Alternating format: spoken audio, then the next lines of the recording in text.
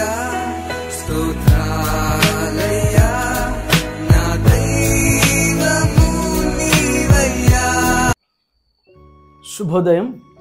క్రీస్తునందు ప్రియమైన దేవుని బిడ్డలారా, మన రక్షకుడైన యేసుక్రీస్తు యొక్క పరిశుద్ధ నామములో మీ అందరికీ ఉదయకాల శుభాలు తెలియజేస్తున్నాను.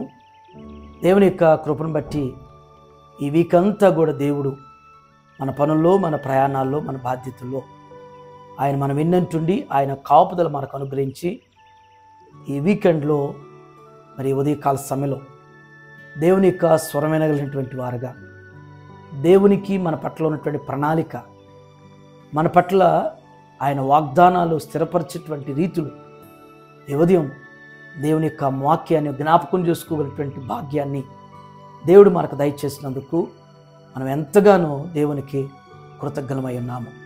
ఈ దినం మన టీఎల్సీ అనుదిన ఆహారంలో దేవుని యొక్క వాక్యాన్ని మనం జ్ఞాపకం చేసుకున్నాం.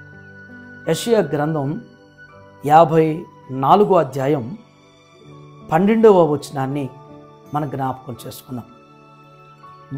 మాణిక్య మణులతో నీ కోట గుమ్మములను, సూర్యకాంతములతో నీ గుమ్మములను కట్టుదును, ప్రశస్తమైన రత్నములతో నీకు సరిహద్దులు ఏర్పరచుదును. దేవుని బిడ్డలారా, దేవుడి ఉదయకాల సమయంలో ఆధ్యాత్మికమైనటువంటి వాగ్దానాన్ని మన పట్ల స్థిరపరిచి నెరవేర్చడానికి ఈ మాటలు మనకు జ్ఞాపకం చేస్తున్నాడు.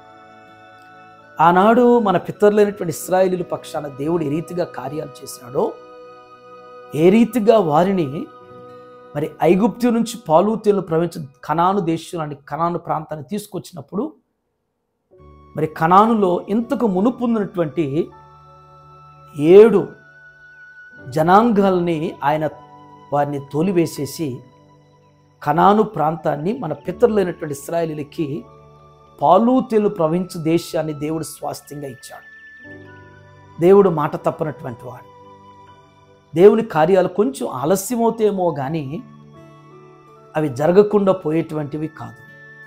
దేవుడు మాటిచ్చాడు అంటే, దేవుడు వాగ్దానం చేశాడంటే ఖచ్చితంగా మన పట్ల, మన కుటుంబాల పట్ల, మన బిడ్డల పట్ల ఆయన స్థిరపరిచేవాడు, ఆయన నెరవేర్చేవాడు.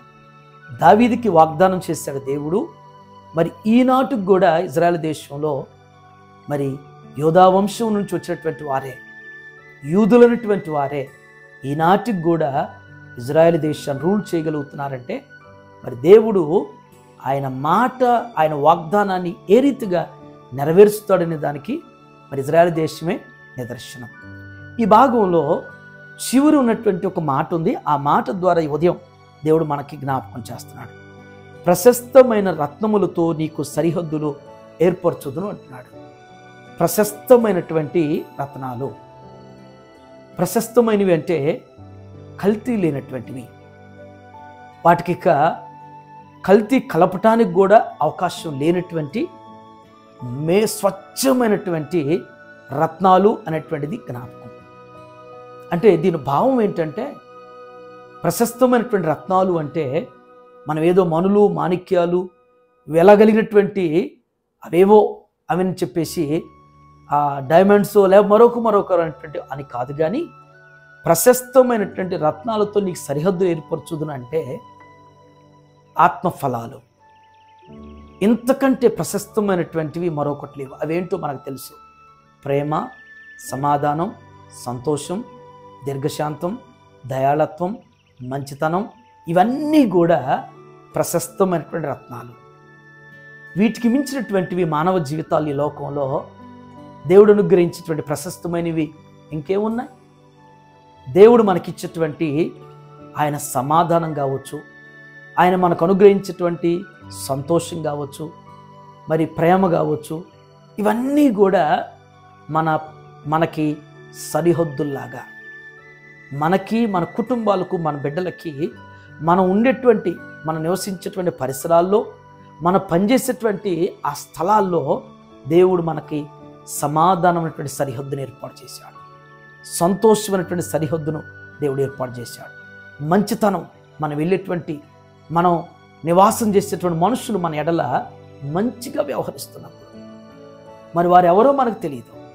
వారికి మనకి ఎలాంటి సత్సంబంధాలు అనేటువంటివి లేకపోయినా కానీ వారు మన ఎడల వారు సమాధానంగా మాట్లాడటం కానీ ప్రేమగా మనతో మరి మెలగటం కానీ వారి మంచితనం మన పట్ల కనపరచటం కానీ ఇవన్నీ కూడా ప్రశస్తమైనటువంటి సరిహద్దులు మన జీవితానికి.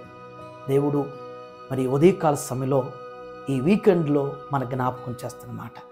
దేవుడు ఇక ముందు మనం వెళ్ళేటువంటి మార్గాల్లో దేవుడు ప్రశస్తమైనటువంటి సరిహద్దులు మనకి సమస్తం కూడా దేవుడు అనుగ్రహించి, దేవుని బిడ్డలారా ఒకటి గమనించండి, విస్తారమైనటువంటి సంపద ఉండి కూడా నెమ్మది లేనటువంటి వారు ఉన్నారు.